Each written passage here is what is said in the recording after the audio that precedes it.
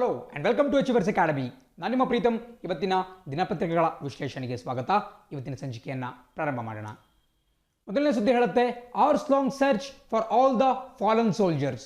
ಮೊನ್ನೆ ನಡೆದಂತಹ ಭೀಕರ ಭಾರತ ಮತ್ತು ಚೀನಾ ಕಾಳಗ ಏನಿದೆ ಅದರ ಕುರಿತಾಗಿ ಮತ್ತಷ್ಟು ಡೀಟೇಲ್ಸ್ ಇವತ್ತಿನ ದಿನಪತ್ರಿಕೆಯಲ್ಲಿ ಪ್ರಕಟವಾಗಿದ್ದಾವೆ. ಅದರ ಕುರಿತು ಇವತ್ತಿನ ಈ ಒಂದು ಆರ್ಟಿಕಲ್ನಲ್ಲಿ ತಿಳ್ಕೊಳ್ತಾ ಹೋಗೋಣ. ನೋಡಿ, ನಿಮ್ಮಲ್ಲಿ ಬಹಳಷ್ಟು ಜನ ಕೇಳಬಹುದು, ಈ ಒಂದು ಆರ್ಟಿಕಲ್ ಅಥವಾ ಈ ಒಂದು ವಿಷಯ ಎಕ್ಸಾಮ್ಗೆ ಬರುತ್ತಾ ಅಂತ ಹೇಳಿ. ಬಟ್ ಒಂದು ಮಾತು ನೆನ್ಪಿಟ್ಕೊಳ್ಳಿ, ನಾವು ಪ್ರತಿನಿತ್ಯ ದಿನಪತ್ರಿಕೆಗಳನ್ನು ಓದಬೇಕಾದ್ರೆ ಎಲ್ಲದನ್ನೂ ಕೂಡ ಪರೀಕ್ಷಾ ದೃಷ್ಟಿಯಿಂದ ಥಿಂಕ್ ಮಾಡೋಕ್ಕಾಗಲ್ಲ. ಎಕ್ಸಾಮ್ ಪಾಯಿಂಟ್ ಆಫ್ ವ್ಯೂವಿಂದ ಪ್ರತಿಯೊಂದನ್ನು ಕೂಡ ಥಿಂಕ್ ಮಾಡೋಕ್ಕಾಗಲ್ಲ. ಬಿಕಾಸ್ ಭಾರತೀಯ ನಾಗರಿಕರಾಗಿ ನಮ್ಮ ಆದ್ಯ ಕರ್ತವ್ಯ ಏನಪ್ಪಾ ಅಂತ ಹೇಳಿದ್ರೆ, ನಮ್ಮ ದೇಶಕ್ಕಾಗಿ ಬಲಿದಾನಗೈದಂತಹ ವೀರ ಸೇನಾನಿಗಳನ್ನು ಸ್ಮರಿಸ್ಕೋಬೇಕು. ಸೊ ಆ ಒಂದು ದೃಷ್ಟಿಯಿಂದ ಈ ಡೀಟೇಲ್ಸನ್ನು ಕೂಡ ನಾನು ಇನ್ಕ್ಲೂಡ್ ಮಾಡ್ಕೊಂಡಿದ್ದೇನೆ. ಬಿಕಾಸ್ ನಿನ್ನೆ ಪತ್ರಿಕೆಯಲ್ಲಿ ನಾವು ಕೇವಲ ಎಷ್ಟು ಜನ ಭಾರತೀಯ ಸೈನಿಕರು ಹುತಾತ್ಮರಾದರು ಅಂತ ಕೇವಲ ನೋಡಿದ್ವಿ. ಬಟ್ ಆ ಒಂದು ಎಕ್ಸಾಕ್ಟ್ ಘಟನೆ ಏನು ನಡೀತು ಅದರ ಕುರಿತಾಗಿ ರೋಮಾಂಚನಕಾರಿ ಡೀಟೇಲ್ಸ್ ಇವತ್ತಿನ ಪತ್ರಿಕೆಯಲ್ಲಿ ಪ್ರಕಟವಾಗ್ತಾ ಇದೆ. ಸೊ ಇದನ್ನು ತಿಳ್ಕೊಳ್ತಾ ಹೋದಂಗೂ ನಮಗೆ ಚೀನಾ ದೇಶದ ವಿರುದ್ಧ ತಿರಸ್ಕಾರ ಅಥವಾ ಸಿಟ್ಟು ಜಾಸ್ತಿ ಆಗ್ತಾ ಹೋಗುತ್ತೆ. ಅವರು ಯಾವ ರೀತಿ ನಮ್ಮ ಸೈನಿಕರಿಗೆ ಬೆನ್ನಿಗೆ ಚೂರಿ ಹಾಕಿದ್ರು ಅಂತ ಕೂಡ ಈ ಒಂದು ಸುದ್ದಿಯಲ್ಲಿ ನೀವು ತಿಳ್ಕೊಬಹುದು. ಸೊ ನಿಮಗೆ ಸ್ಕ್ರೀನ್ ಮೇಲೆ ಕಾಣಿಸ್ತಾ ಇದೆ, ಅವತ್ತಿನ ದಿನ ಯಾವ ಘಟನೆ ನಡೀತು, ಯಾವ ರೀತಿ ನಡೀತು ಅಂತ ಹೇಳಿ ನಿಮಗೆ ಕಾಣಿಸ್ತಾ ಇದೆ. ಅವತ್ತು ಸಮಯ ಸುಮಾರು ಸಂಜೆ 7ರಿಂದ 7:15 ಗಂಟೆ. ಸ್ವಲ್ಪ ಕತ್ಲಾಗ್ತಾ ಇತ್ತು. ಬಟ್ ಒಂದು ಮಾತು ನೆನ್ಪಿಟ್ಕೋಬೇಕು, ಅದು ನಡೆದಿದ್ದು ಯಾವುದೋ ಒಂದು ಸಮತಟ್ಟಾದಂತಹ ಪ್ರದೇಶದಲ್ಲಿ ಅಲ್ಲ, ಬದಲಾಗಿ ಸಮುದ್ರ ಮಟ್ಟದಿಂದ 14,000 ಅಡಿಗಳಷ್ಟು ಮೇಲಿರುವಂತಹ ಪೂರ್ವ ಲಡಾಖ್ನ ಗ್ಯಾಲ್ವನ್ ಕಣಿವೆ ಪ್ರದೇಶದಲ್ಲಿ. ಸೊ ಅಲ್ಲಿ ಸಾಕಷ್ಟು ಕತ್ಲು ಆವರಿಸಿತ್ತು. ಜೊತೆಗೆ ಅಲ್ಲಿ ಒಂದು ಮೈ ಕೊರೆಯುವಂತಹ, ರಕ್ತ ಹೆಪ್ಪುಗಟ್ಟುವಂತಹ ಚಳಿ ಇತ್ತು. ಇಂತಹ ಒಂದು ಸನ್ನಿವೇಶದಲ್ಲಿ ಭಾರತದ 16th ಬಿಹಾರ್ ರೆಜಿಮೆಂಟ್ ಅನ್ನುವಂತಹ ಸೇನಾ ಟುಕಡಿಯನ್ನ ಮುನ್ನಡೆಸುತ್ತಿದ್ದಂತಹವರು ಕರ್ನಲ್ ಸಂತೋಷ್ ಬಾಬು ಅವರು, ನಮ್ಮ ನೆರೆಯ ರಾಜ್ಯ ತೆಲಂಗಾಣದವರಾದಂತಹ ಕರ್ನಲ್ ಸಂತೋಷ್ ಬಾಬು ಅವರು ಈ ಒಂದು ಟುಕಡಿಯನ್ನ ಮುನ್ನಡೆಸ್ತಾ ಇದ್ರು. ಅಂಡ್ ಅವರು ಗಸ್ತು ತಿರುಗಬೇಕಾದ್ರೆ ಒಂದು ನೋಡ್ತಾರೆ, ಏನಪ್ಪಾ ಅಂತ ಹೇಳಿದ್ರೆ ಚೀನಾ ದೇಶದ ಟೆಂಟ್ ಅಲ್ಲಿ ಇರುತ್ತೆ. ಅದು ಭಾರತೀಯ ಒಂದು ಭಾಗದ ಒಳಗಡೆ ಇರುತ್ತೆ, ಇಂಡಿಯನ್ ಟೆರಿಟರಿ ಒಳಗಡೆ ಇರುತ್ತೆ. ಸೊ ಹಾಗಾದಾಗ ನಮ್ಮ ಕರ್ನಲ್ ಸಂತೋಷ್ ಬಾಬು ಅವರು ಆ ಟೆಂಟನ್ನ ಧ್ವಂಸಗೊಳಿಸಕ್ಕೆ ಮುಂದಾಗ್ತಾರೆ. ಅಂಡ್ ಎಲ್ಲರ ಮುಂದೆನೆ, ಚೀನಾ ದೇಶದ ಸೈನಿಕರ ಎದುರನೆ ಆ ಒಂದು ಟೆಂಟನ್ನು ಧ್ವಂಸಗೊಳಿಸ್ಬಿಟ್ಟು ಅವರ ಕಣ್ಮುಂದೆನೆ ಅದಕ್ಕೆ ಬೆಂಕಿಯನ್ನು ಇಡ್ತಾರೆ. ಅಂಡ್ ಇದರಿಂದ ಚೀನಾದ ಸೈನಿಕರು ರೊಚ್ಚಿಗೆಳ್ತಾರೆ. ಬಟ್ ಆದರೂ ಕೂಡ ಭಾರತೀಯ ಸೇನೆಯ ವಿರುದ್ಧ ಹೋರಾಡುವಂತಹ ತಾಕತ್ತು ಚೀನಾ ದೇಶದ ಬಳಿ ಇರೋದಿಲ್ಲ. ಸೊ ಹಾಗಾಗಿ ಅವರು ತಕ್ಷಣಕ್ಕೆ ಮತ್ತಷ್ಟು ಸೇನಾಪಡೆಗಳಿಗೆ ಬುಲಾವು ಕೊಡ್ತಾರೆ. ಅಂಡ್ ಒಂದೇ ಒಂದು ಗಂಟೆಯ ಒಳಗಾಗಿ ಸಾಕಷ್ಟು ಸಂಖ್ಯೆಯ ಚೀನಾ ಸೈನಿಕರು ಆ ಒಂದು ಗಡಿ ಪ್ರದೇಶದಲ್ಲಿ ಜಮಾವಣೆ ಆಗ್ತಾರೆ. ಅಂಡ್ ಒಂದು ವಿಷಯ ಭಾರತೀಯ ಸೈನಿಕರಿಗೆ ಗೊತ್ತಿರಲಿಲ್ಲ, ಅದೇನಪ್ಪ ಅಂತ ಹೇಳಿದ್ರೆ, ಹೊಸದಾಗಿ ಬಂದಂತಹ ಆ ಚೀನಾದ ಸೈನಿಕರು ತಮ್ಮ ಬೆನ್ನ ಹಿಂದ್ಗಡೆ ಕಬ್ಬಿಣದ ರಾಡ್ಗಳನ್ನು ಅಡಗಿಸಿ ತಂದಿದ್ರು. ಅಂಡ್ ಅವರು ಬಂದ ತಕ್ಷಣ ಏಕಾಏಕಿ ಭಾರತೀಯ ಸೈನಿಕರ ಮೇಲೆ ಅವರು ಮುಗಿಬೀಳ್ತಾರೆ. ಬಹುಮುಖ್ಯವಾಗಿ ಈ ಒಂದು ಕಮಾಂಡಿಂಗ್ ಆ ಒಂದು ಟುಕಡಿಯ ಮುಖ್ಯಸ್ಥರಾಗಿದ್ದಂತಹ ಕರ್ನಲ್ ಸಂತೋಷ್ ಬಾಬು ಅವರ ಮೇಲೆ ಮುಗಿಬೀಳ್ತಾರೆ ಮತ್ತು ಕಲ್ಲುಗಳು ಹಾಗೂ ಕಬ್ಬಿಣದ ರಾಡ್ಗಳಿಂದ ಅವರ ಮೇಲೆ ಹಲ್ಲೆಯನ್ನು ನಡೆಸ್ತಾರೆ. ಅಂಡ್ ಈ ಒಂದು ಘಟನೆಯಲ್ಲಿ ದುರದೃಷ್ಟಕರವಾಗಿ 20 ಜನ ಭಾರತದ ಹೆಮ್ಮೆಯ ಪುತ್ರರು ತಮ್ಮ ಪ್ರಾಣವನ್ನ ಕಳ್ಕೊಳ್ತಾರೆ. ಸೊ ಇದು ಅಲ್ಲಿ ನಡೆದಂತಹ ಒಂದು ಘಟನೆ. ಸೊ ನೀವು ನೋಡ್ತಾ ಇದ್ದೀರಾ ಯಾವ ರೀತಿ ಒಂದು ಎಕ್ಸಾಂಪ್ಲರಿ ಕರೇಜನ್ನ, ಒಂದು ಶೌರ್ಯವನ್ನ ನಮ್ಮ ಕರ್ನಲ್ ಸಂತೋಷ್ ಬಾಬು ಅವರು ತೋರಿಸಿದ್ದಾರೆ. ಅಂಡ್ ನಮ್ಮೆಲ್ಲರಿಗೂ ಕೂಡ ಒಂದು ಮಾರ್ಗದರ್ಶಕರಾಗಿದ್ದಾರೆ. ಅಂಡ್ ನೀವು ಕೂಡ ನೆನೆ ಗಮನಿಸಿರಬಹುದು, ಕೆಲವು ಚಿತ್ರಗಳಲ್ಲಿ, ಸಾಮಾಜಿಕ ಜಾಲತಾಣಗಳಲ್ಲಿ ಕರ್ನಲ್ ಸಂತೋಷ್ ಬಾಬು ಅವರ ಪೇರೆಂಟ್ಸ್ ಇರಬಹುದು ಅಥವಾ ಅವರ ಪತ್ನಿ ಮತ್ತು ಮಕ್ಕಳಿರಬಹುದು, ಅವರ ಚಿತ್ರಗಳನ್ನು ನೀವು ನೋಡಿರಬಹುದು. ಅಂಡ್ ಈ ಒಂದು ಸ್ಕ್ರೀನ್ನ ಎಡಭಾಗದಲ್ಲಿ ದುಃಖತಪ್ತ ಪೋಷಕರು ಕಾಣಿಸ್ತಾ ಇದ್ದಾರೆ. ಅಂಡ್ ಸ್ಕ್ರೀನ್ನ ಬಲಭಾಗದಲ್ಲಿ ಒಂದು ಚಿಕ್ಕ ಮಗುವಿನೊಂದಿಗೆ ಲೆಫ್ಟಿನೆಂಟ್ ಕರ್ನಲ್ ಸಂತೋಷ್ ಬಾಬು ಅವರ ಪತ್ನಿ ನಿಮಗೆ ಕಾಣಿಸ್ತಾ ಇದ್ದಾರೆ. ಸೊ ಚೀನಾ ದೇಶದ ಆ ಒಂದು ಉದ್ದಾಟತನದ ಫಲವಾಗಿ 20 ಜನ ಭಾರತೀಯ ವೀರ ಯೋಧರು ತಮ್ಮ ಪ್ರಾಣವನ್ನು ಕಳ್ಕೊಳ್ಬೇಕಾಯಿತು ಮತ್ತು ಅವರ ಮನೆಗಳಲ್ಲಿ ಈ ಒಂದು ದುಃಖತಪ್ತ ವಾತಾವರಣ ಮೂಡ್ಬಿಟ್ಟಿದೆ ಅಂತಲೇ ಹೇಳಬಹುದು. ಸೊ ಇದನ್ನು ಕೂಡ ನಾವು ಗಮನದಲ್ಲಿ ಇಟ್ಕೋಬೇಕು. ನಾವು ಯಾವುದೇ ಒಂದು ಕೆಲಸವನ್ನು ಮಾಡಬೇಕಾದ್ರೆ ನಮ್ಮ ಈ ಯೋಧರ ಬಲಿದಾನವನ್ನು ವ್ಯರ್ಥವಾಗಲಿಕ್ಕೆ ಬಿಡದಂತೆ ನಮ್ಮ ಒಂದು ಕಾರ್ಯ ನಡೆಯಲೇಬೇಕಾಗುತ್ತೆ. ಆ್ಯಂಡ್ ಇದನ್ನು ನಾವು ಗಮನಿಸ್ತಾ ಅವರ ಒಂದು ಆತ್ಮಕ್ಕೆ ಶಾಂತಿಯನ್ನು ಕೋರ್ತಾ ಮುಂದಿನ ಸುದ್ದಿಯತ್ತ ಗಮನ ಹರಿಸೋಣ. ಸೊ ಮುಂದಿನ ಸುದ್ದಿ ಹೇಳುತ್ತೆ, AP ಅಸೆಂಬ್ಲಿ ಅಪೋಸಸ್ NRC NPR. ನೋಡಿ, NRC ಮತ್ತು NPR ಅಂತಕ್ಕಂತಹದ್ದು 2019ನೇ ಇಸ್ವಿಯಿಂದನೂ ಕೂಡ ಪ್ರತಿನಿತ್ಯ ನೀವು ಕೇಳ್ತಾ ಬರುವಂತಹ ಒಂದು ವಿಷಯಗಳಾಗಿದ್ದಾವೆ, ಶಬ್ದಗಳಾಗಿದ್ದಾವೆ. ಪ್ರಮುಖವಾಗಿ ಹಲವಾರು ರಾಜಕೀಯ ಪಕ್ಷಗಳು ಇದರ ಪರವಾಗಿ ಮತ್ತು ವಿರೋಧವಾಗಿ ತೊಡ್ಕೊಂಡಿದ್ದಾವೆ. ಸಾಕಷ್ಟು ಜನ ಸಾಮಾಜಿಕ ಜಾಲತಾಣಗಳಲ್ಲೂ ಕೂಡ ಇದರ ಪರ ಮತ್ತು ವಿರೋಧವಾದಂತಹ ಚರ್ಚೆಗಳನ್ನು ಮಾಡ್ತಾನೆ ಬಂದಿದ್ದಾರೆ. ಬಟ್ ಯಾವಾಗಲೂ ಕೂಡ ನಾವು ಯಾವುದೇ ವಿಚಾರವನ್ನು ಕೂಲಂಕುಷವಾಗಿ ಅಧ್ಯಯನ ಮಾಡ್ದಲೇ ಅದರ ಬಗ್ಗೆ ಮಾತಾಡಬಾರ್ದು. ಸೊ ಇವತ್ತು ನಾವು NRC ಮತ್ತು NPR ಬಗ್ಗೆ ಸಂಪೂರ್ಣವಾದಂತಹ ಡೀಟೇಲ್ಸನ್ನು ತಿಳ್ಕೊಳ್ತಾ ಹೋಗೋಣ. ಆ್ಯಂಡ್ ಇವತ್ತಿನ ಸುದ್ದಿ ಏನಪ್ಪ ಅಂತ ಹೇಳಿದ್ರೆ, ನಿನ್ನೆಯಷ್ಟೇ ಆಂಧ್ರ ಪ್ರದೇಶದ ಅಸೆಂಬ್ಲಿ ಅಥವಾ ಅಲ್ಲಿನ ಒಂದು ವಿಧಾನಸಭೆ ಈ NRC ಮತ್ತು NPR ವಿರುದ್ಧವಾದಂತಹ ಒಂದು ನಿರ್ಣಯವನ್ನು ಪಾಸ್ ಮಾಡಿದೆ. ಒಂದು ರೆಸೊಲ್ಯೂಷನ್ ಅನ್ನು ಅವರು ಪಾಸ್ ಮಾಡಿದ್ದಾರೆ. ಸೊ ಹಾಗಾಗಿ NRC ಮತ್ತು NPR ಬಗ್ಗೆ ನಾವು ತಿಳ್ಕೊಳ್ಳೇಬೇಕಾಗುತ್ತೆ. ಸೊ ಸ್ಕ್ರೀನ್ ಮೇಲೆ ನಿಮಗೆ ಕಾಣಿಸ್ತಾ ಇದೆ NRC ಅಂತ ಹೇಳಿದ್ರೆ, ನಿಮಗೆ ಕಾಣಿಸ್ತಾ ಇರಬಹುದು ನ್ಯಾಷನಲ್ ರಿಜಿಸ್ಟರ್ ಆಫ್ ಸಿಟಿಜನ್ಸ್. ದಯವಿಟ್ಟು ಬರ್ಕೋಬೇಕಾಗುತ್ತೆ. NRC ಅಂತೂ ಬಹಳ ಪ್ರಮುಖವಾದಂತಹ ಒಂದು ವಿಚಾರ, ನ್ಯಾಷನಲ್ ರಿಜಿಸ್ಟರ್ ಆಫ್ ಸಿಟಿಜನ್ಸ್. ಅದೇ ರೀತಿ NPR ಬಗ್ಗೆ ಕೂಡ ತಿಳ್ಕೋಬೇಕಾಗುತ್ತೆ. NPR ಅಂತ ಹೇಳಿದ್ರೆ national population register. So NRC ನಾವು ಕನ್ನಡದಲ್ಲಿ ರಾಷ್ಟ್ರೀಯ ಪೌರತ್ವ ನೋಂದಣಿ ಅಂತ ಕರಿತೀವಿ. ಸೊ ದಯವಿಟ್ಟು ನೋಟ್ ಡೌನ್ ಮಾಡ್ಕೋಬೇಕಾಗುತ್ತೆ, ರಾಷ್ಟ್ರೀಯ ಪೌರತ್ವ ನೋಂದಣಿ. ಅದೇ ರೀತಿ NPR ಅಂತ ಹೇಳಿದ್ರೆ ರಾಷ್ಟ್ರೀಯ ಜನಸಂಖ್ಯಾ ನೋಂದಣಿ. ಸೊ ಎಲ್ಲರೂ ಕೂಡ ಈ ಡೀಟೇಲ್ಸ್ಗಳನ್ನು ನಿಮ್ಮ ನೋಟ್ಬುಕ್ಕಲ್ಲಿ ಬರ್ಕೊಳ್ಳೇಬೇಕಾಗುತ್ತೆ. ಪರೀಕ್ಷೆಯಲ್ಲಿ ಖಂಡಿತ ಕೇಳ್ತಾರೆ. ಸ್ವಲ್ಪ ಪೆನ್ ಪ್ರಾಬ್ಲಮ್ ಆಗ್ತದೆ, very sorry about that. So note down ಮಾಡ್ಕೋಬೇಕಾಗುತ್ತೆ. ಈಗ ತಿಳ್ಕೊಳ್ಳೋಣ NRC ಅಂದ್ರೇನು ಮತ್ತು NPR ಅಂದ್ರೇನು. ನೋಡಿ, ಬಹಳಷ್ಟು ಜನ ಅನ್ಕೊಂಡಿರಬಹುದು NRC ಇತ್ತೀಚೆಗಷ್ಟೇ 2019ರಲ್ಲಿ ಮುನ್ನೆಲೆಗೆ ಬಂತು ಅಂತ ಹೇಳಿ. ಬಟ್ ಒಂದು ಮಾತು ನೆನ್ಪಿಟ್ಕೊಳ್ಳಿ, NRCಯ ಒಂದು ಕಾನ್ಸೆಪ್ಟ್ ನಮ್ಮ ದೇಶದಲ್ಲಿ ಶುರುವಾಗಿದ್ದು 2003ನೇ ಇಸ್ವಿಯಲ್ಲಿ, 2003. ಸೊ 2003ರಲ್ಲಿ ಏನಾಗುತ್ತಪ್ಪ ಅಂತ ಹೇಳಿದ್ರೆ 1955ರ ಸಿಟಿಜನ್ಶಿಪ್ ಆಕ್ಟ್ ಅಥವಾ ನಾಗರಿಕತ್ವ ಕಾಯ್ದೆ ಏನಿದೆ, ಆ ಕಾಯ್ದೆಯನ್ನ 2003ನೇ ಇಸ್ವಿಯಲ್ಲಿ ತಿದ್ದುಪಡಿ ಮಾಡಲಾಗುತ್ತೆ, ಅಮೆಂಡ್ ಮಾಡಲಾಗುತ್ತೆ. ಆ ತಿದ್ದುಪಡಿಯ ಮೂಲಕ ದೇಶಾದ್ಯಂತ ನ್ಯಾಷನಲ್ ರಿಜಿಸ್ಟರ್ ಆಫ್ ಸಿಟಿಜನ್ಸ್ ಇದನ್ನ ಕಂಪಲ್ಸರಿ ಮಾಡಲಾಗುತ್ತೆ, ಕಡ್ಡಾಯಗೊಳಿಸಲಾಗುತ್ತೆ. ಬಟ್ ಅದು ಜಾರಿಗೆ ಬಂದಿದ್ದಂತಹದ್ದು ಬಹಳ ಲೇಟ್ ಆಗಿ. ಇದು ಕೂಡ ನಮಗೆ ಗೊತ್ತಿರಬೇಕಾಗುತ್ತೆ. ಆ್ಯಂಡ್ ನಮ್ಮ ಇಡೀ ದೇಶದಲ್ಲೇ ಪ್ರಪ್ರಥಮ ಬಾರಿಗೆ NRCಯನ್ನ ಜಾರಿಗೆ ತಂದಂತಹ ದೇಶ ಯಾವುದು, ರಾಜ್ಯ ಯಾವುದು ಅಂತ ಹೇಳಿದ್ರೆ ಅಸ್ಸಾಂ ರಾಜ್ಯ. ನಿಮಗೆಲ್ಲರೂ ಕೂಡ ನೆನಪಿರಬಹುದು, 2019ನೇ ಇಸ್ವಿ ಆಗಸ್ಟ್ ತಿಂಗಳಿನಲ್ಲಿ ಈ ಅಸ್ಸಾಂನಲ್ಲಿ ಅಸ್ಸಾಂನ ರಾಷ್ಟ್ರೀಯ ಪೌರತ್ವ ಒಂದು ನೋಂದಣಿ ಏನಿದೆ ಅದರ ಅಸ್ಸಾಂ ವರ್ಷನ್ ಅನ್ನು ಬಿಡುಗಡೆ ಮಾಡಲಾಗುತ್ತೆ. ಆ್ಯಂಡ್ ಅದರ ಮೂಲಕ ಇಡೀ ಅಸ್ಸಾಂ ರಾಜ್ಯದಲ್ಲಿ ಸುಮಾರು 19 ಲಕ್ಷ ಜನ ಏನು ಇಲ್ಲಿಗಲ್ ಮೈಗ್ರೆಂಟ್ಸ್ ಇದ್ದಾರೆ. ವಿದೇಶದಿಂದ ವಿದೇಶಿ ನಾಗರಿಕರು ಭಾರತವನ್ನ ಇಲ್ಲಿಗಲ್ ಆಗಿ ಎಂಟರ್ ಆಗಿದ್ದಾರೆ ಅಂತ ಹೇಳಿ ಒಂದು ಸುದ್ದಿ ಹೊರಗೆ ಬಂದಿತ್ತು. ಸೊ ಇದ್ರ ಬಗ್ಗೆ ಕೂಡ ನಮಗೆ ಗೊತ್ತಿರಬೇಕಾಗುತ್ತೆ. ಆ್ಯಂಡ್ ಇನ್ನು ಕೂಡ ನಾವು ಸ್ವಲ್ಪ ಡೀಟೇಲ್ಸನ್ನು ತಿಳ್ಕೊಳ್ತಾ ಹೋಗಬೇಕಾಗುತ್ತೆ. 1983ನೇ ಇಸ್ವಿಯಲ್ಲಿ ಇಂದಿರಾ ಗಾಂಧಿ ಅವರ ಸರ್ಕಾರ ಅಸ್ತಿತ್ವದಲ್ಲಿದ್ದಂತಹ ಸಂದರ್ಭದಲ್ಲಿ ಒಂದು ಕಾಯ್ದೆಯನ್ನು ಕೇಂದ್ರ ಸರ್ಕಾರದಲ್ಲಿ ಜಾರಿಗೆ ತರಲಾಗುತ್ತೆ. ಅದನ್ನು IMDT ಆಕ್ಟ್ 1983 ಅಂತ ಕರೆಯಲಾಗುತ್ತೆ. ಸೊ IMDT ಅಂದ್ರೇನು? Illegal migrants detection by tribunal act ಅಂತ ಹೇಳಿ.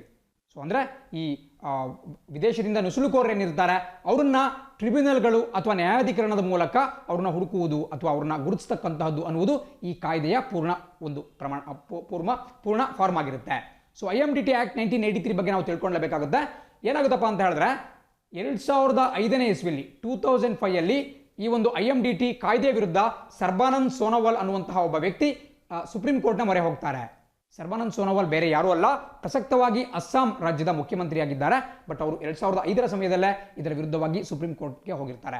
ಸೊ ಸುಪ್ರೀಂ ಕೋರ್ಟ್ ಏನು ಮಾಡುತ್ತಪ್ಪ ಅಂತ ಹೇಳಿದ್ರೆ ಈ 1983ರ IMDT ಕಾಯ್ದೆಯನ್ನ ಸಂವಿಧಾನ ಬಾಹಿರ ಅಂತ ಹೇಳಿ ನಿರ್ಣಯ ಮಾಡಿಬಿಟ್ಟು ಅದನ್ನ ಕ್ವಾಶ್ ಮಾಡುತ್ತೆ, ಅದನ್ನ ರಿಜೆಕ್ಟ್ ಮಾಡುತ್ತೆ.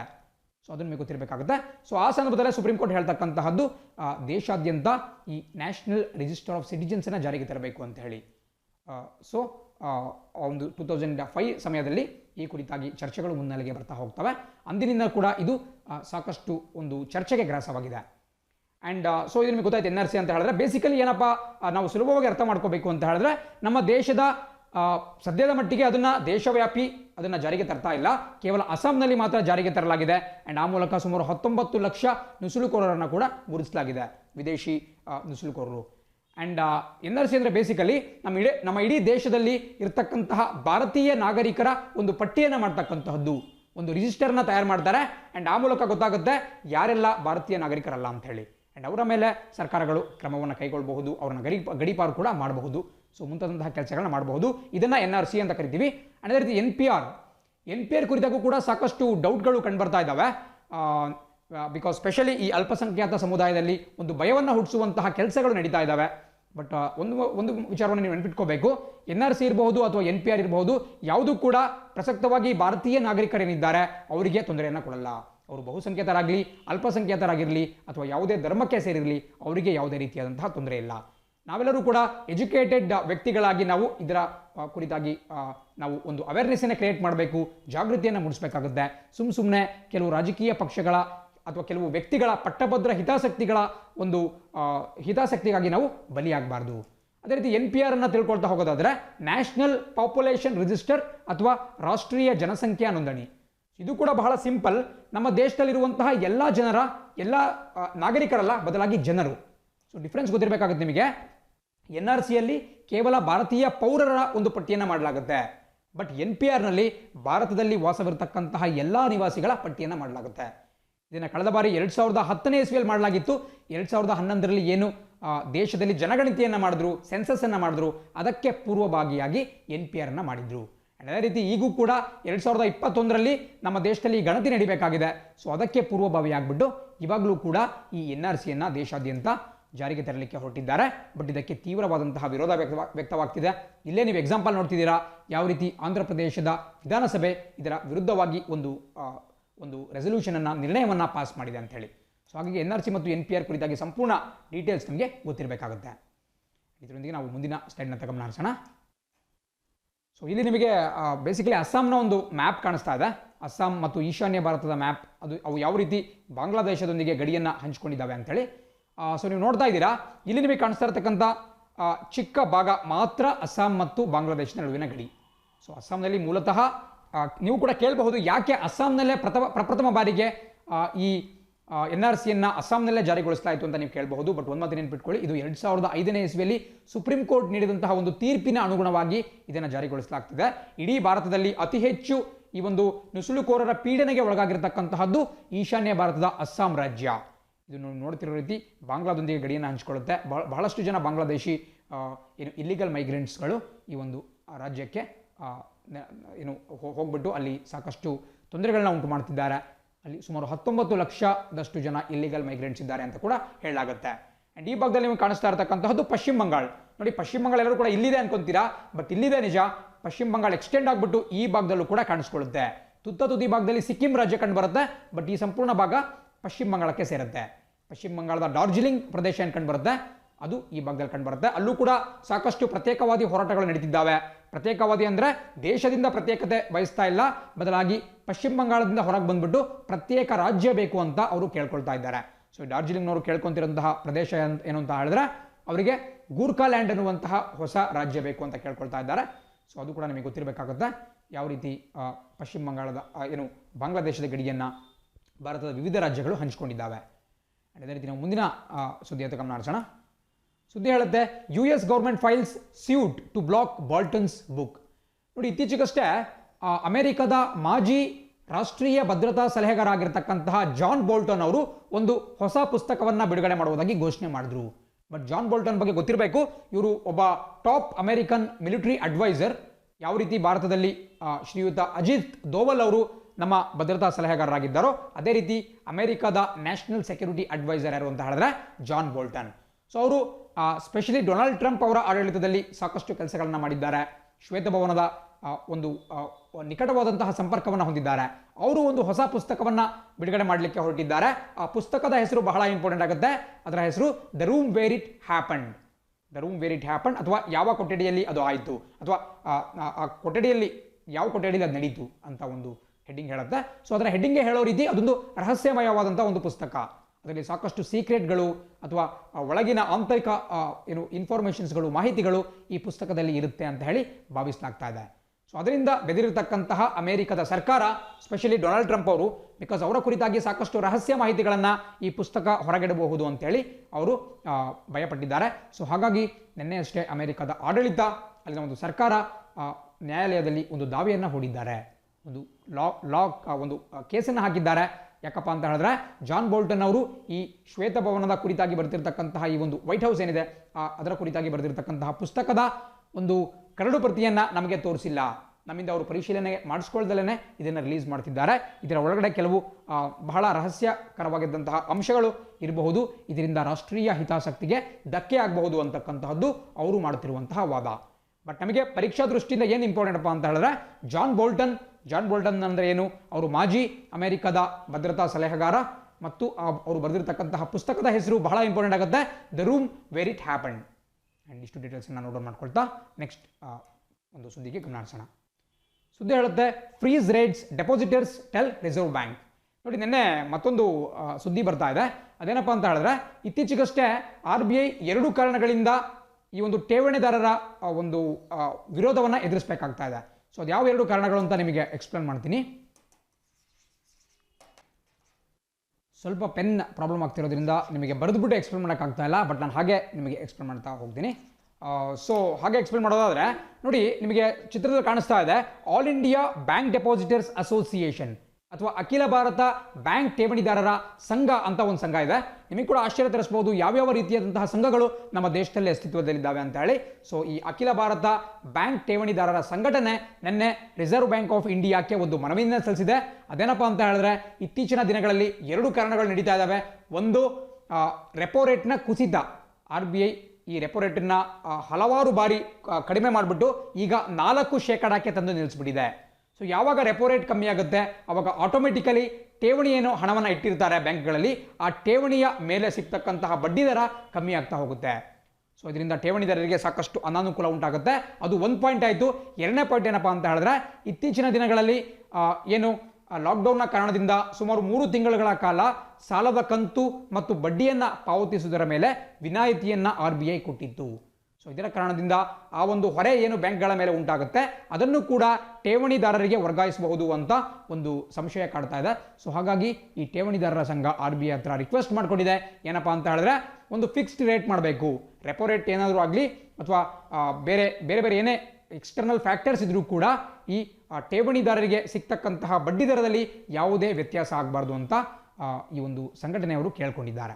ಇದು ಕೂಡ ನಿಮಗೆ ಗೊತ್ತಿರಬೇಕಾಗುತ್ತೆ. ಯಾವ ರೀತಿ ರೆಪೋ ರೇಟ್ ಜಾಸ್ತಿ ಮಾಡೋದ್ರಿಂದ, ಕಮ್ಮಿ ಮಾಡೋದ್ರಿಂದ ಬ್ಯಾಂಕ್ಗಳಲ್ಲಿ ನೀವು ಇಟ್ಟಿರ್ತಕ್ಕಂತಹ ಠೇವಣಿ ಅಥವಾ ಫಿಕ್ಸ್ಡ್ ಡೆಪಾಸಿಟ್ ಅವುಗಳ ಮೇಲಿನ ಬಡ್ಡಿ ದರಕ್ಕೂ ಕೂಡ ಒಂದು ಹೊಡೆತ ಉಂಟಾಗುತ್ತೆ ಅಂತ ನಿಮಗೆ ಗೊತ್ತಿರಬೇಕಾಗುತ್ತೆ. ಆ್ಯಂಡ್ ಇದೇ ರೀತಿ ನೀವು ಮುಂದಿನ ಒಂದು ಸುದ್ದಿ ನೋಡ್ತಾ ಇದ್ದೀರಾ. ಬಹಳಷ್ಟು ಜನಕ್ಕೆ ಗೊತ್ತಿರಲ್ಲ. ಏನಪ್ಪ ಅಂತ ಹೇಳಿದ್ರೆ, ನೀವು ಫಾರ್ ಎಕ್ಸಾಂಪಲ್ ನೀವೆಲ್ಲರೂ ಕೂಡ ಬ್ಯಾಂಕ್ಗಳಲ್ಲಿ ಖಾತೆಗಳನ್ನು ಹೊಂದಿರ್ತೀರಾ, ಒಂದಷ್ಟು ಹಣವನ್ನು ಠೇವಣಿ ಕೂಡ ಇಟ್ಟಿರ್ತೀರಾ.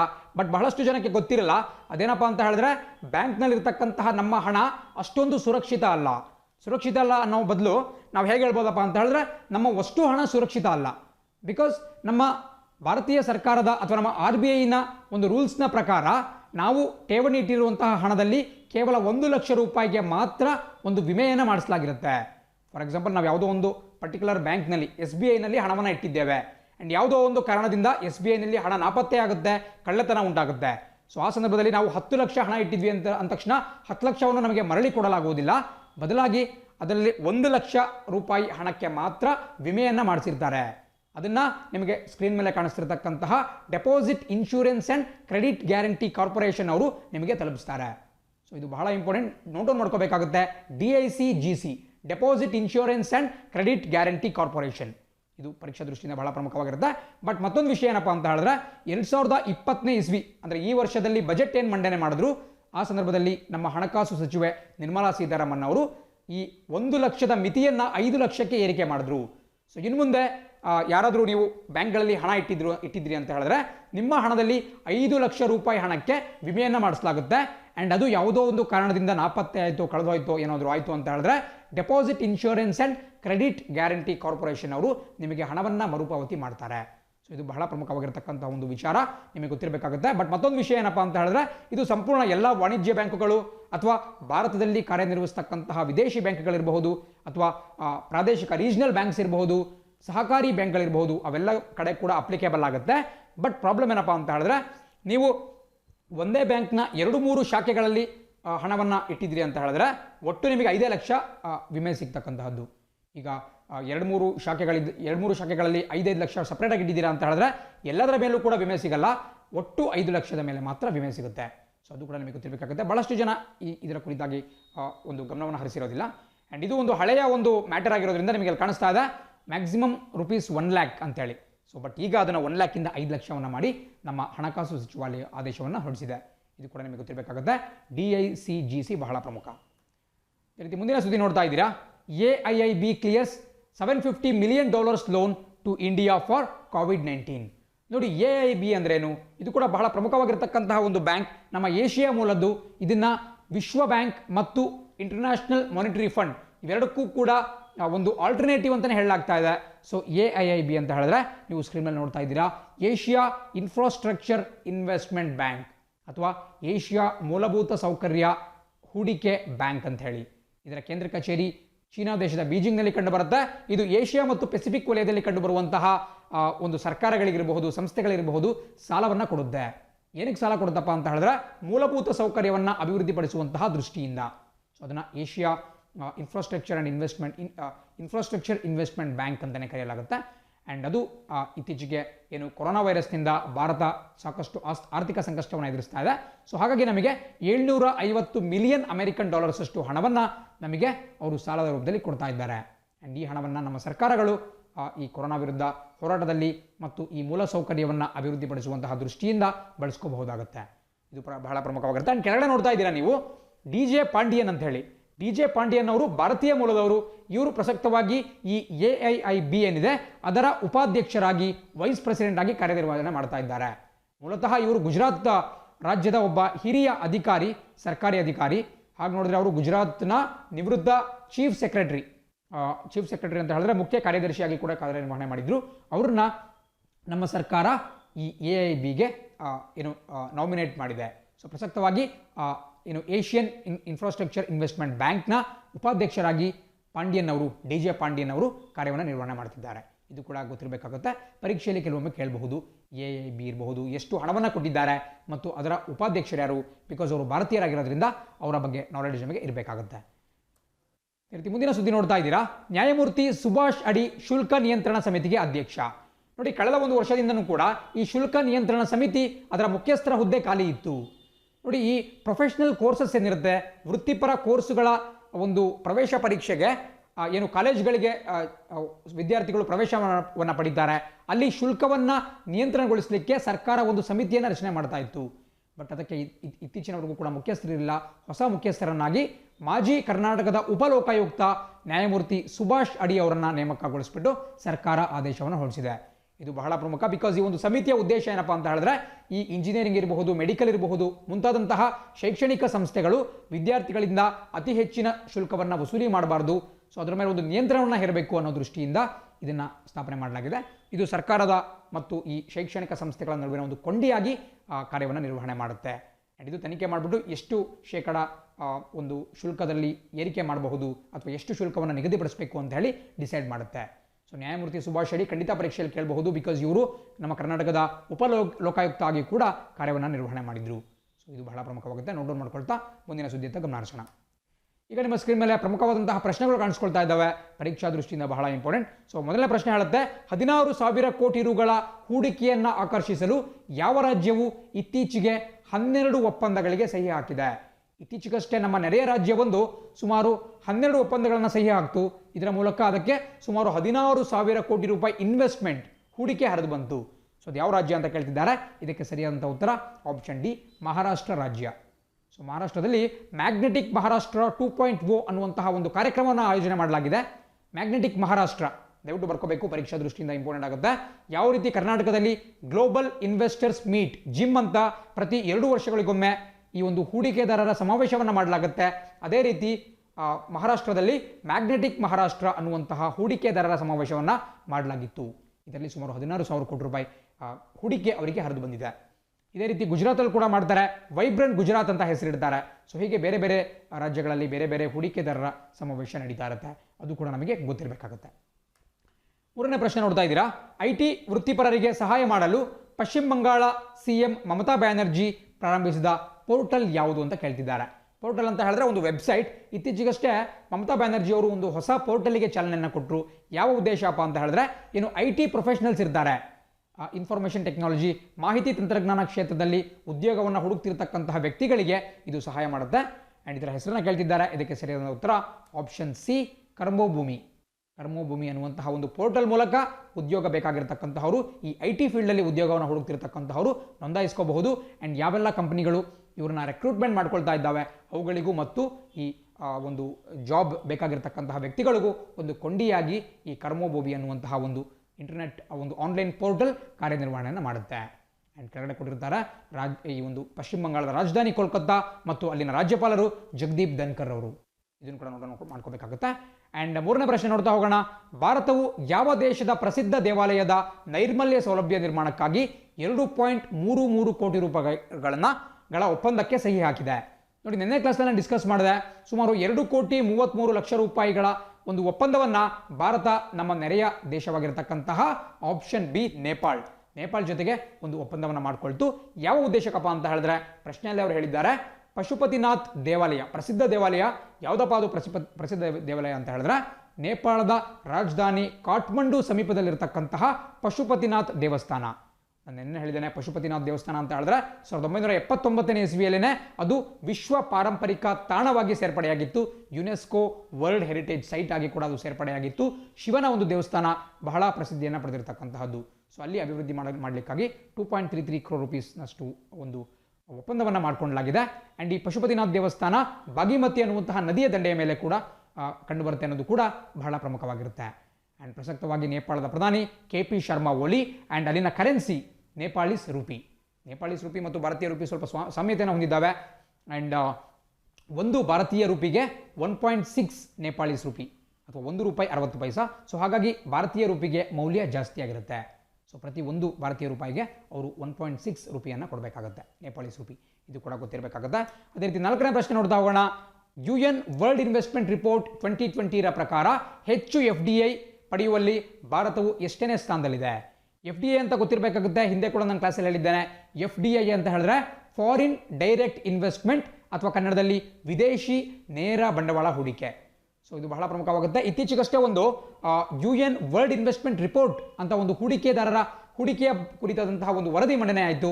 ಅದರ ಪ್ರಕಾರ ಭಾರತ ಎಷ್ಟನೇ ಸ್ಥಾನದಲ್ಲಿದೆ ಈ FDI ಪಡೆದುಕೊಳ್ಳುವಂಥ ನಿಟ್ಟಿನಲ್ಲಿ ಅಂತ ಹೇಳಿದ್ರೆ ಆಪ್ಷನ್ ಸಿ 9ನೇ ಸ್ಥಾನ ಸರಿಯಾಗಿರುತ್ತೆ.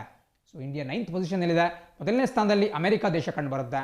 ಆ್ಯಂಡ್ ಇದನ್ನು ಈ ಒಂದು ವರದಿಯನ್ನು ಮಂಡನೆ ಮಾಡಿರತಕ್ಕಂತಹದ್ದು UN conference on trade and development, UNTAD ಅಥವಾ UNCTAD ಅಂತ ಕರೀಬಹುದು. UNCTAD ಅಂತ ಹೇಳಿದ್ರೆ UN conference on trade and development ಅಂತ ಹೇಳಿ. ಆ್ಯಂಡ್ ಇದರ ಪ್ರಧಾನ ಕಚೇರಿ ಸ್ವಿಟ್ಜರ್ಲೆಂಡ್ ದೇಶದ ಜಿನಿವಾದಲ್ಲಿ ಕಂಡು ಬರುತ್ತೆ. ಆ್ಯಂಡ್ ಪ್ರಸಕ್ತವಾಗಿ ಅದರ ಮುಖ್ಯಸ್ಥರು ಮುಕಿಸಾ ಕಿಟ್ಯೂಯಿ ಅವರು ಅದರ ಮುಖ್ಯಸ್ಥರಾಗಿದ್ದಾರೆ. UNCTAD ಇದು ಕೂಡ ಬಹಳ ಪ್ರಮುಖವಾಗಿರುತ್ತೆ. 5ನೇ ಪ್ರಶ್ನೆ ನೋಡ್ತಾ ಹೋಗೋಣ. MSMEಗಳಿಗಾಗಿ ಇತ್ತೀಚೆಗೆ ಯಾವ ಪಾವತಿ ಬ್ಯಾಂಕ್ ಸುರಕ್ಷಾ ಸ್ಯಾಲರಿ ಅಕೌಂಟನ್ನು ಪ್ರಾರಂಭಿಸಿದೆ? ನೋಡಿ, ಇತ್ತೀಚೆಗಷ್ಟೇ ಒಂದು ಬ್ಯಾಂಕ್ ಸುರಕ್ಷಾ ಸ್ಯಾಲರಿ ಅಕೌಂಟ್ ಅನ್ನುವಂತಹ ಒಂದು ವೇತನ ಅಕೌಂಟನ್ನು ಪ್ರಾರಂಭ ಮಾಡಿತು. ಆ್ಯಂಡ್ ಇದರ ಉಪಯೋಗ ಏನಪ್ಪ ಅಂತ ಹೇಳಿದ್ರೆ, ಉದ್ಯೋಗದಾತರು ತಮ್ಮ ಕಂಪನಿಗಳಲ್ಲಿ ತಮ್ಮ ಒಂದು ಉದ್ದಿಮೆಗಳಲ್ಲಿ ಕೆಲಸ ಮಾಡ್ತಿರ್ತಕ್ಕಂತಹ ಕಾರ್ಮಿಕರಿಗೆ ಮತ್ತು ಉದ್ಯೋಗಿಗಳಿಗೆ ಅವರ ಸಂಬಳವನ್ನು ಡಿಜಿಟಲ್ ಆಗಿ ಕಳಿಸಬಹುದು. ಅಂದರೆ ನಗದು ರಹಿತ ಪಾವತಿಯನ್ನು ಮಾಡಬಹುದು. ಮತ್ತು ಅವರಿಗೆ ಇನ್ಶೂರೆನ್ಸ್ ಕವರ್, ವಿಮೆ ಒಂದು ವ್ಯಾಪ್ತಿ ಮುಂತಾದಂತಹ ಯೋಜನೆಗಳಿಗಾಗಿ ಒಂದು ಬ್ಯಾಂಕ್ ಇತ್ತೀಚೆಗಷ್ಟೇ ಸುರಕ್ಷಾ ಸ್ಯಾಲರಿ ಅಕೌಂಟನ್ನು ಜಾರಿಗೆ ತಂದಿದೆ. ಅದು ಯಾವ ಬ್ಯಾಂಕಪ್ಪ ಅಂತ ಹೇಳಿದ್ರೆ ನೀವು ಸ್ಕ್ರೀನ್ ಮೇಲೆ ನೋಡ್ತಾ ಇದ್ದೀರಾ, option D Airtel payments bank. ನಮ್ಮ ಮೊಬೈಲ್ ನೆಟ್ವರ್ಕಿಂಗ್ ಕಂಪನಿಯಾಗಿರ್ತಕ್ಕಂತಹ ಭಾರತೀಯ ಏರ್ಟೆಲ್ ಕಂಪನಿ, ಆ ಕಂಪನಿಯ ಏರ್ಟೆಲ್ ಪೇಮೆಂಟ್ಸ್ ಬ್ಯಾಂಕ್ ಈ ಒಂದು ಸುರಕ್ಷಾ ಸ್ಯಾಲರಿ ಅಕೌಂಟ್ ಅನ್ನುವಂತಹ ವಿನೂತನ ಯೋಜನೆಯನ್ನು ಜಾರಿಗೆ ತಂದಿದೆ. ಇದು ಕೂಡ ಬಹಳ ಪ್ರಮುಖವಾಗಿರುತ್ತೆ. ಈ ರೀತಿ 6ನೇ ಪ್ರಶ್ನೆ ನೋಡೋಣ. ಮೊನಾಕೋ ಫೌಂಡೇಶನ್ನ ಪ್ರಿನ್ಸ್ ಆಲ್ಬರ್ಟ್ II ಪ್ರಸ್ತುತಪಡಿಸಿದ ಜೀವ ವೈವಿಧ್ಯ ಪ್ರಶಸ್ತಿ 2020 ಪಡೆದ ಭಾರತೀಯ NGO ಯಾವುದು? ನೋಡಿ, ಇದು ಬಹಳ ಪ್ರಮುಖವಾದಂತಹ ಒಂದು ಪ್ರಶಸ್ತಿ. ಮೊನಾಕೋ ಅಂತಕ್ಕಂತಹದ್ದು ಯುರೋಪ್ ಖಂಡದಲ್ಲಿ ಕಂಡುಬರುವ ಬಹಳ ಚಿಕ್ಕದಂತಹ ಒಂದು ದೇಶ. ಆ ದೇಶದ ಪ್ರಸಕ್ತ ದೊರೆಯಾಗಿರುವಂತಹ ಪ್ರಿನ್ಸ್ ಆಲ್ಬರ್ಟ್ II ಅವರ ಹೆಸರಿನಲ್ಲಿರುವಂತಹ ಒಂದು ಫೌಂಡೇಶನ್ ಪ್ರತಿ ವರ್ಷ ಈ ಪರಿಸರ ಸಂಬಂಧಿ ಚಟುವಟಿಕೆಗಳಿಗೆ ಪ್ರಶಸ್ತಿಯನ್ನು ಕೊಡ್ತಾ ಹೋಗುತ್ತೆ. ಸೊ ಆ ಒಂದು ಕಾರ್ಯಕ್ಕೆ ಸಂಬಂಧಪಟ್ಟಂಥ ಜೀವ ವೈವಿಧ್ಯ ಪ್ರಶಸ್ತಿಯನ್ನು ಇತ್ತೀಚೆಗಷ್ಟೇ ಘೋಷಣೆ ಮಾಡಲಾಯಿತು. ಅದನ್ನು ಭಾರತೀಯ ಮೂಲದ NGO ಒಂದಕ್ಕೆ, NGO ಅಂತ ಹೇಳಿದ್ರೆ ನಾನ್ ಗೌರ್ಮೆಂಟಲ್ ಆರ್ಗನೈಸೇಷನ್ ಅಥವಾ ಸರ್ಕಾರೇತರ ಸಂಸ್ಥೆ, ಸೊ ಅದಕ್ಕೆ ಕೊಡಲಾಯಿತು. ಅದು ಯಾವ NGO ಅಂತ ಪ್ರಶ್ನೆ ಕೇಳ್ತಿದ್ದಾರೆ. ಪರೀಕ್ಷೆಯಲ್ಲಿ 100% ಕೇಳುವಂತಹ ಸಾಧ್ಯತೆ ಇರುತ್ತೆ. ಬಿಕಾಸ್ ಇದೊಂದು ಬಹಳ ಪ್ರತಿಷ್ಠಿತವಾದಂತಹ ಪ್ರಶಸ್ತಿ. ಸೊ ಅದಕ್ಕೆ ಸರಿಯಾದ ಉತ್ತರ ಆಪ್ಷನ್ ಬಿ, ಹೈದರಾಬಾದ್ ಮೂಲದ ಡೆಕ್ಕನ್ ಡೆವಲಪ್ಮೆಂಟ್ ಸೊಸೈಟಿ. ಸೊ ಈ ಡೆಕ್ಕನ್ ಡೆವಲಪ್ಮೆಂಟ್ ಸೊಸೈಟಿ ಅನ್ನುವಂತಹ NGO ಪರಿಸರ ವಿಚಾರಕ್ಕೆ ಸಂಬಂಧಪಟ್ಟಂತೆ ಮಾಡಿರುವ ಕಾರ್ಯವನ್ನು ಗುರುತಿಸಿಬಿಟ್ಟು ಈ ಮೊನಾಕೋ ಫೌಂಡೇಶನ್ನ ಪ್ರಿನ್ಸ್ ಆಲ್ಬರ್ಟ್ II ಅವರ ಒಂದು ಜೀವ ವೈವಿಧ್ಯ ಪ್ರಶಸ್ತಿ ನೀಡಲಾಗಿದೆ. ಬಹಳ ಪ್ರಮುಖವಾಗಿರುತ್ತೆ. ಇಲ್ಲಿ ನಿಮಗೆ ಮೊನಾಕೋದ ಮ್ಯಾಪ್ ಕೂಡ ಕಾಣಿಸ್ತಾ ಇದೆ. ಮೊನಾಕೋ ನಾನು ಆಗಲೇ ಹೇಳಿದಂಗೆ ಯುರೋಪ್ ಖಂಡದಲ್ಲಿ ಕಂಡುಬರತಕ್ಕಂತಹ ಅತ್ಯಂತ ಚಿಕ್ಕ ಒಂದು ದೇಶ ಆಗಿದೆ. ಫ್ರಾನ್ಸ್ನೊಂದಿಗೆ ತನ್ನ ಬಹುಪಾಲು ಗಡಿಯನ್ನು ಅದು ಹಂಚಿಕೊಂಡಿದೆ. ಸೊ ಮೊನಾಕೋದ ಕ್ಯಾಪಿಟಲ್ ಸಿಟಿ ಕೂಡ ಬಹಳ ಇಂಪಾರ್ಟೆಂಟ್ ಆಗುತ್ತೆ. ಮಾಂಟೆ ಕಾರ್ಲೋ ಅಂತಕ್ಕಂತಹದ್ದು ಮೊನಾಕೋ ದೇಶದ ರಾಜಧಾನಿ ಕೂಡ ಆಗಿದೆ. ಬಹಳ ಚಿಕ್ಕದಂತಹ ಒಂದು ಕಂಟ್ರಿ, ಇದು ಕೂಡ ನಿಮಗೆ ಗೊತ್ತಿರಬೇಕಾಗುತ್ತೆ. ಪ್ರಸಕ್ತವಾಗಿ ಆಲ್ಬರ್ಟ್ II ಅನ್ನುವಂತಹ ಒಬ್ಬ ದೊರೆ ಅಲ್ಲಿನ ಮುಖ್ಯಸ್ಥರಾಗಿದ್ದಾರೆ. ಅಲ್ಲಿನ ರಾಜಪ್ರಭುತ್ವ ಅವರ ಕೈಯಲ್ಲಿದೆ. ಅದೇ ರೀತಿ ನೀವು 7ನೇ ಪ್ರಶ್ನೆಯನ್ನು ನೋಡ್ತಾ ಇದ್ದೀರಾ. ರಾಜ್ಮೋಹನ್ ವೋಹ್ರಾರವರು ಇತ್ತೀಚೆಗೆ ನಿಧನರಾದರು. ಇವರು ಯಾವ ಕ್ಷೇತ್ರದಲ್ಲಿ ಪ್ರಸಿದ್ಧಿಯನ್ನು ಪಡೆದಿದ್ದರು? ನೋಡಿ, ನೆನ್ನೆ ಕ್ಲಾಸಲ್ಲಿ ಹೇಳಿದ್ದೆ ನಾನು, ಆರ್ ಎಂ ವೋಹ್ರಾ ಅಥವಾ ರಾಜ್ ಮೋಹನ್ ವೋಹ್ರಾ ಅನ್ನುವಂತಹ ಒಬ್ಬ ವ್ಯಕ್ತಿಯ ಬಗ್ಗೆ. ಇವರು ಬಹಳ ಸಿಂಪಲ್ ಉತ್ತರ. ಇದಕ್ಕೆ ನೀವು ಆಲ್ರೆಡಿ ಆನ್ಸರ್ ಹೇಳಿರಬಹುದು. ಇದಕ್ಕೆ ಸರಿಯಾದಂಥ ಉತ್ತರ ಆಪ್ಷನ್ ಸಿ, ಸಶಸ್ತ್ರ ಪಡೆ. ಇವರು ಭಾರತೀಯ ಸೇನೆಯ ಒಬ್ಬ ಯೋಧ.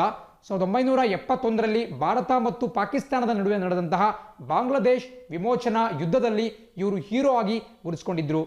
ಅಷ್ಟೇ ಅಲ್ಲದೆ ಭಾರತದ 2ನೇ ಅತ್ಯುನ್ನತ ಶೌರ್ಯ ಪ್ರಶಸ್ತಿಯಾಗಿರ್ತಕ್ಕಂತಹ ಮಹಾವೀರ್ ಚಕ್ರ ಪ್ರಶಸ್ತಿಗೆ ಕೂಡ ಇವರು ಭಾಜನರಾಗಿದ್ದರು. ಆ ಸಂದರ್ಭದಲ್ಲಿ ಇವರು ಹಡ್ಸನ್ಸ್ ಹಾರ್ಸ್ ಅನ್ನುವಂತಹ ಒಂದು ಸೇನಾ ಟುಕಡಿಯನ್ನು, ಒಂದು ಅಶ್ವದಳವನ್ನು ಇವರು ಮುನ್ನಡೆಸ್ತಾ ಇದ್ರು. ಆ್ಯಂಡ್ ಆ ಒಂದು ಅಶ್ವದಳ ಬ್ಯಾಟಲ್ ಆಫ್ ಬಸಂತರ್ ಅನ್ನುವಂತಹ ಒಂದು ಯುದ್ಧದಲ್ಲಿ ಒಂದು ಸಾಧನೆಯನ್ನು ತೋರಿಸ್ತು. ಆ ಒಂದು ಸಾಧನೆಯನ್ನು ಗುರುತಿಸ್ಬಿಟ್ಟು ರಾಜ್ ಮೋಹನ್ ವೋಹ್ರಾ ಅವರಿಗೆ ಪ್ರಸಿದ್ಧ ಮಹಾವೀರ್ ಚಕ್ರ ಪ್ರಶಸ್ತಿಯನ್ನು ಕೂಡ ಕೊಡಲಾಯಿತು. ಅವರು ಇತ್ತೀಚೆಗಷ್ಟೇ ಕೊರೋನಾ ವೈರಸ್ನ ಕಾರಣದಿಂದ ಮೃತಪಟ್ಟರು. ಸೊ ಹಾಗಾಗಿ ಪರೀಕ್ಷೆಯಲ್ಲಿ ಕೇಳಬಹುದು ಅವರು ಯಾವ ಕ್ಷೇತ್ರಕ್ಕೆ ಸಂಬಂಧಪಟ್ಟಿದ್ದಾರೆ ಅಂತೇಳಿ. ಖಂಡಿತ ಅವರು ಸಶಸ್ತ್ರ ಪಡೆಗಳಿಗೆ ಸಂಬಂಧಪಟ್ಟಿದ್ದಾರೆ, ಬಿಕಾಸ್ ಅವರು ಭಾರತೀಯ ಸೇನೆಯ ಒಬ್ಬ ಯೋಧ.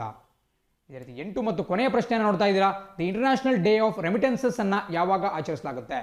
ನೋಡಿ, ರೆಮಿಟೆನ್ಸಸ್ ಅಂತ ಫಸ್ಟ್ ತಿಳ್ಕೊಂಬಿಡೋಣ. ರೆಮಿಟೆನ್ಸಸ್ ಅಂತ ಹೇಳಿದ್ರೆ ಹಣದ ರವಾನೆ. ನೋಡಿ, ಫಾರ್ ಎಕ್ಸಾಂಪಲ್, ಭಾರತೀಯ ಒಬ್ಬ ವ್ಯಕ್ತಿ ದುಬೈನಲ್ಲಿ ಕಾರ್ಯವನ್ನು ನಿರ್ವಹಣೆ ಮಾಡ್ತಿದ್ದಾನೆ. ಯುನೈಟೆಡ್ ಅರಬ್ ಎಮಿರೇಟ್ಸ್ನಲ್ಲಿ ಬರುವಂತಹ ದುಬೈನಲ್ಲಿ ಕಾರ್ಯನಿರ್ವಹಣೆ ಮಾಡ್ತಿದ್ದಾನೆ ಅಂತ ಹೇಳಿದ್ರೆ ಅವನು ಗಳಿಸ್ತಕ್ಕಂತಹ ಹಣದಲ್ಲಿ ಒಂದಷ್ಟು ಪಾಲನ್ನು ವಾಪಸ್ ತನ್ನ ಮನೆಗೆ ಕಳಿಸ್ತಾನೆ. ಸ್ಪೆಷಲಿ ಇದು ನಮ್ಮ ಕರ್ನಾಟಕದ ಕರಾವಳಿ ಭಾಗ, ಸ್ಪೆಷಲಿ ಮಂಗಳೂರು ಮತ್ತು ನಮ್ಮ ನೆರೆಯ ರಾಜ್ಯ ಕೇರಳದಲ್ಲಿ ಕಂಡುಬರುತ್ತೆ. ಬಹಳಷ್ಟು ಜನ ಅಲ್ಲಿನ ನಿವಾಸಿಗಳು ವಿದೇಶಗಳಲ್ಲಿ ಕೆಲಸ ಮಾಡ್ತಿದ್ದಾರೆ. ಅವರೆಲ್ಲರೂ ಕೂಡ ತಮ್ಮ ಉಳಿತಾಯದ ಹಣವನ್ನು ತಮ್ಮ ಮಾತೃ ದೇಶಕ್ಕೆ, ತಮ್ಮ ತಾಯ್ನಾಡಿಗೆ ಕಳಿಸ್ತಾ ಹೋಗ್ತಾರೆ. ಸೊ ಇದನ್ನು ನಾವು ರೆಮಿಟೆನ್ಸಸ್ ಅಂತ ಕರಿತೀವಿ. ಒಂದು ವಿಷಯ ನಿಮಗೆ ಗೊತ್ತಿರಬೇಕು, ಪ್ರಪಂಚದಲ್ಲಿ ಅತಿ ಹೆಚ್ಚು ರೆಮಿಟೆನ್ಸಸ್ಗಳನ್ನು ಹಣವನ್ನು ಪಡಿತಕ್ಕಂತಹ ದೇಶ ಭಾರತ. ಸೊ ಅದು ಕೂಡ ಬಹಳ ಪ್ರಮುಖವಾಗಿರುತ್ತೆ. ಆ್ಯಂಡ್ ಬೇಸಿಕಲಿ ಭಾರತಕ್ಕೆ ಬರುವಂತಹ ಈ ವಿದೇಶಿ ಹಣ ಮೂಲಭೂತವಾಗಿ ಈ ಪಶ್ಚಿಮ ಏಷ್ಯಾ ಅಥವಾ ವೆಸ್ಟ್ ಏಷ್ಯಾ ಭಾಗದಿಂದ ಬರುತ್ತೆ. ಬಿಕಾಸ್ ಹಲವಾರು ಲಕ್ಷಾಂತರ ಭಾರತೀಯರು ಅಲ್ಲಿ ಬೇರೆ ಬೇರೆ ರೀತಿಯಾದಂತಹ ಉದ್ಯೋಗದಲ್ಲಿ ತೊಡ್ಕೊಂಡಿದ್ದಾರೆ. ಸೊ ಇದನ್ನು ಗುರುತಿಸ್ತಕ್ಕಂತಹ ಉದ್ದೇಶದಿಂದ ಇಂಟರ್ನ್ಯಾಷನಲ್ ಡೇ ಆಫ್ ರೆಮಿಟೆನ್ಸಸ್ ಅಂತ ಪ್ರತಿ ವರ್ಷ ಆಚರಣೆ ಮಾಡಲಾಗುತ್ತೆ. ಇದು ಯಾವ ವರ್ಷ ಅಂತ ಈ ಒಂದು ಸ್ಕ್ರೀನಲ್ಲಿ ಪ್ರಶ್ನೆ ಕಾಣಿಸ್ತಾ ಇದೆ. ಇದಕ್ಕೆ ಸರಿಯಾದಂಥ ಉತ್ತರ ಆಪ್ಷನ್ ಸಿ, ಜೂನ್ 16. ಪ್ರತಿ ವರ್ಷ ಜೂನ್ 16ನೇ ತಾರೀಕಿನಂದು ಈ ಇಂಟರ್ನ್ಯಾಷನಲ್ ಡೇ ಆಫ್ ರೆಮಿಟೆನ್ಸಸ್ಸನ್ನು ಆಚರಣೆ ಮಾಡಲಾಗುತ್ತೆ. ಇದು ಕೂಡ ಪರೀಕ್ಷಾ ದೃಷ್ಟಿಯಿಂದ ಬಹಳ ಪ್ರಮುಖವಾಗಿರುತ್ತೆ. ಆ್ಯಂಡ್ ಇದರೊಂದಿಗೆ ಇವತ್ತಿನ ದಿನಪತ್ರಿಕೆ ವಿಶ್ಲೇಷಣೆ ಮುಕ್ತಾಯ ಆಗುತ್ತೆ. ವಿಡಿಯೋ ಇಷ್ಟ ಆಗಿತ್ತು ಅಂತ ಹೇಳಿದ್ರೆ ಲೈಕ್ ಮಾಡಿ, ಕಮೆಂಟ್ ಮಾಡಿ, ಶೇರ್ ಮಾಡಿ ಮತ್ತು ಸಬ್ಸ್ಕ್ರೈಬ್ ಮಾಡೋದನ್ನು ಮರಿಬೇಡಿ. Thanks for watching the video. See you on the flip side. Jai Hind.